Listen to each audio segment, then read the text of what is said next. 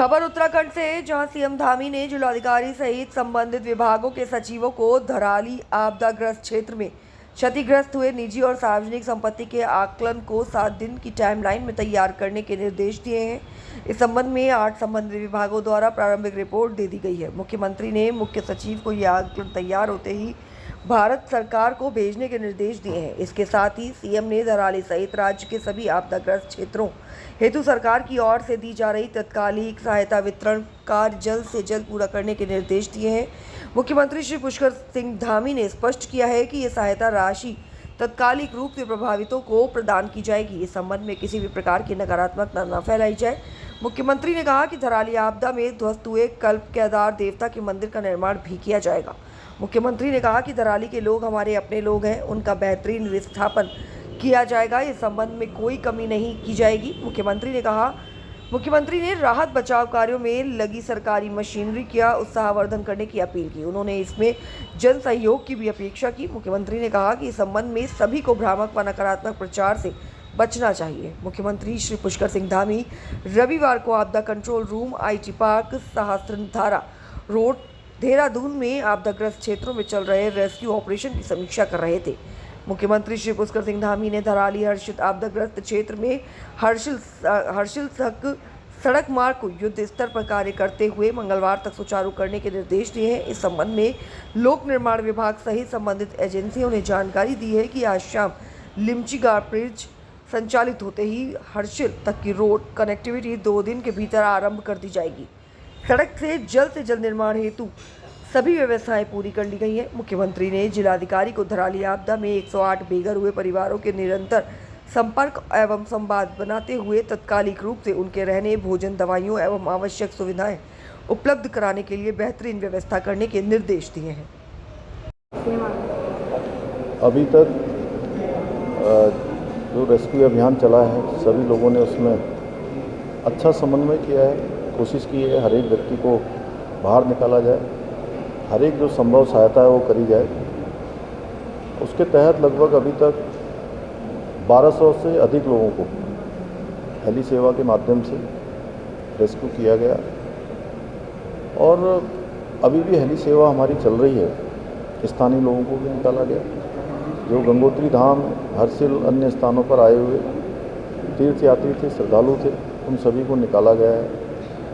बिजली वहाँ पर रिस्टोर हो गई है। आप सबको पता है कि पूरी बिजली की लाइनें पूरी तरह से क्षतिग्रस्त हो गई थी, बिजली की लाइनें चल गई हैं। टेलीफोन सुविधा वहाँ पर सुचारू हो गई है। राशन पर्याप्त मात्रा में वहाँ पहुँच गया है। कपड़े इत्यादि सभी प्रकार की व्यवस्थाएं वहाँ जो ज़रूरी हैं सहायता के रूप में वहाँ पहुँच रही हैं। 5 लाख रुपए की धनराशि का हमने फौरी तौर पर जो तत्काल सहायता होती है उस सहायता को भी जो है हमने जारी किया है कि वहाँ पर तत्काल लोगों को सहायता मिले। लगभग 107 परिवार हैं, उन सभी को जिनके मकान क्षतिग्रस्त हुए हैं, जिनके कोई लोग उसमें दिवंगत हुए हैं, उन सभी को ये सहायता हम लोग कर रहे हैं। सड़क मार्ग मंगल या बुधवार तक बन जाने की पूरी संभावना है। पहली ब्रिज जो हमारा लिमचा गाड़ है उसके पास, गंगनानी के पास, उसको रिस्टॉल करने की प्रक्रिया चल रही है और वो अंतिम चरण में है। आज रात तक वो शुरू हो जाएगा। कुछ एक पैदल यात्रियों के लिए शुरू हो गया है और गाड़ियों के लिए भी जल्दी शुरू होने वाला है। हमारा हर संभव प्रयास है कि सबको निकाला जाए और हमने सभी अधिकारियों को कहा है कि भवनों के नुकसान के लिए जो एक समिति बनाई है रेवेन्यू सेक्रेटरी के अध्यक्षता में, वो उसका पूरा आकलन करेंगे, क्योंकि इससे पहले इसी प्रकार का हम पुनर्वास का काम जोशीमठ में आई आपदा में भी कर चुके हैं। उसकी तर्ज पर सभी प्रकार का आकलन करेंगे कि कितना नुकसान हुआ है, पशु हानि कितनी हुई है, कृषि की, बागवानी की जो नुकसान हुआ है उसका आकलन करके उसको जो है किया जाए।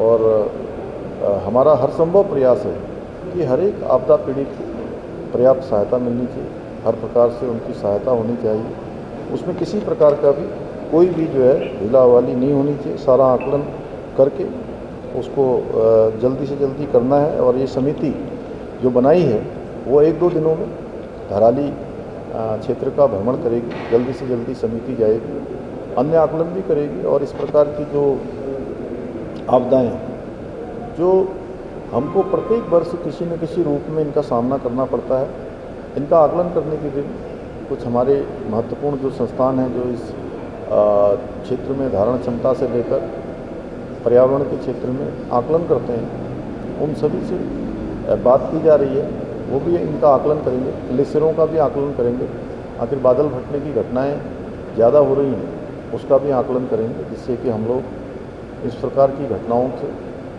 अपने को बचा सकें और